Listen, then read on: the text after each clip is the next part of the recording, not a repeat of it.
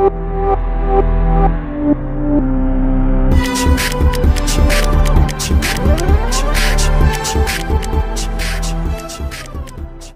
Vote की जीत हार का मामला नहीं, जीत तो हमारा हो ही गया है, जीत तो हमारा हो ही गया है।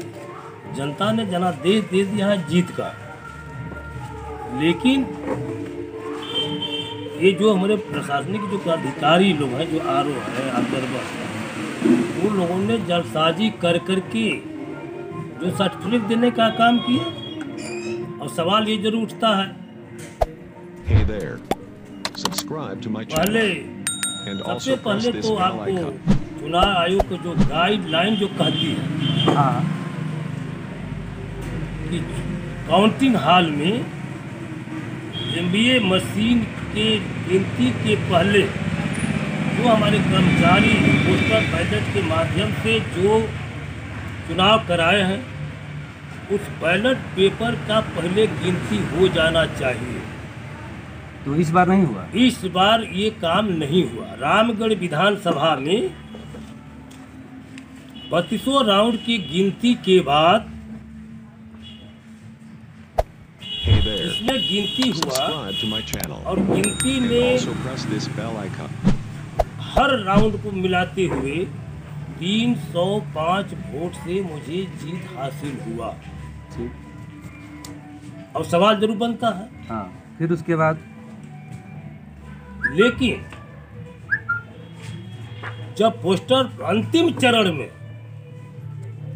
सारे अंतिम चरण तो चुनाव होने के बाद जब बैलेट पेपर की बात आई, तो उन लोगों ने आरओ और ऑब्जर्वर बैलेट पेपर की गिनती में हमारे एजेंट, काउंटिंग एजेंट को कोई सूचना नहीं दी और अपना बंडल बना दिए। तो बैलेट की गिनती आपके बिना सलाह राय सलाह के हुई, आपके सामने नहीं हुई, जानकारी कुछ नहीं। तो आपका आरोप जिला प्रशासन पे है या ऑब्जर्वर और चुनाव आयोग से? पहला सवाल है कि जो हमारे आरओ हैं, रिटर्निंग अफसर और ऑब्जर्वर, मैंने उनको आवेदन दिया, हमारा अभिकर्ता आवेदन दिया कि ये आपका जो बंडल है, इस बंडल को खोल कर मुझे दिखा दीजिए। लेकिन बंडल के खोल को दिखाने का सवाल ही दूर, बंडल ही नहीं दिखाए। तब उसने आवेदन दिए, हमारा रिकाउंटिंग कराया जाए, अभिकर्ता ने आवेदन दिया। उन लोगों ने उस आवेदन को अस्वीकार कर दिए और बिना अभिकर्ता, बिना काउंटिंग एजेंट के और उपस्थिति में अपना जो है गिनती कर करके और जालसाजी के तहत इन लोगों ने हमारे बसपा के बंडल को राजद के बंडल में मिलाते हुए इस तरह का कर्म लोगों ने किया। बाकी आप सीधे सीधे आरोप लगा रहे हैं। हमारा आरोप, हमको ये आरोप तो लगा रहे हैं आरोप और ऑब्जर्वर पर। हमने आरोप को भी आवेदन दिया, वो अभी भी काउंटिंग कराने के लिए अस्वीकार कर दिए। डीएम को मैंने आवेदन दिया, वो भी मेरी बात को नहीं सुने। और हमने चुनाव, जबकि सवाल ये भी बनता है इसी में कि चुनाव आयोग ने अपने वेबसाइट पर 32 राउंड के गिनती को देखते हुए जीत दिखाने का काम किया,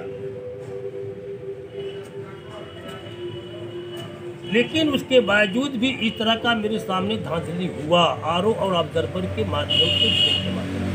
आपका अगला कदम क्या होगा? अगला कदम हमने तो आवेदन, हमने आपको भारतीय निर्वाचन प्राधिकारी के यहाँ भी कंप्लेन मैं किया हूँ।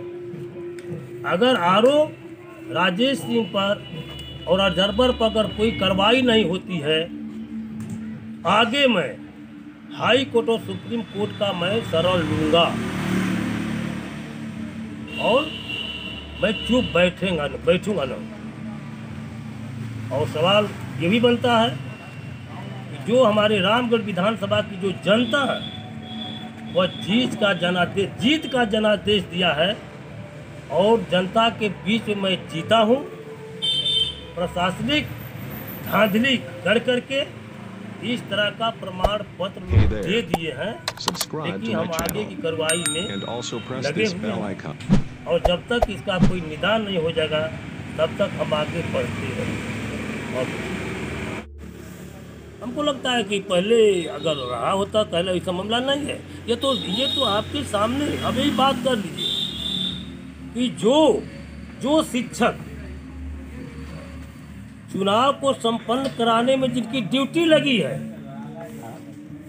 और वह शिक्षक जो वोट दिया बैलेट से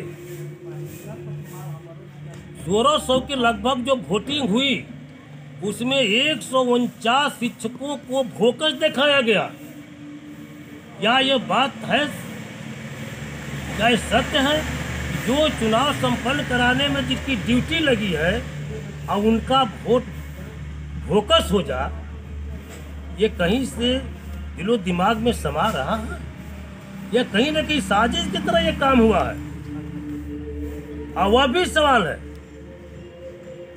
ये लोग जानते थे कि यहाँ लड़ाई हम लोग की बसपा हाथी छाप से, जो हाथी पर जो लगाया गया ट्रिक अधिकांशतः उसी को फोकस में परिवर्तित की कि इनका इतना घटाया जा, और जो बचा बसपा का जो बंडल बचा, जो वोट बचा, उस वोट को राजद प्रत्याशी में काउंट करने का काम किया गया है। हम चाहेंगे कि अगर निष्पक्ष, अगर चुनाव आयोग प्रशासन के लोग चाहते हैं तो मेरी मांग है कि उसका फिर रिकाउंटिंग करा के जनता के बीच में अपनी प्रतिष्ठा जाहिर करें। मैं ये कहना चाहूँ।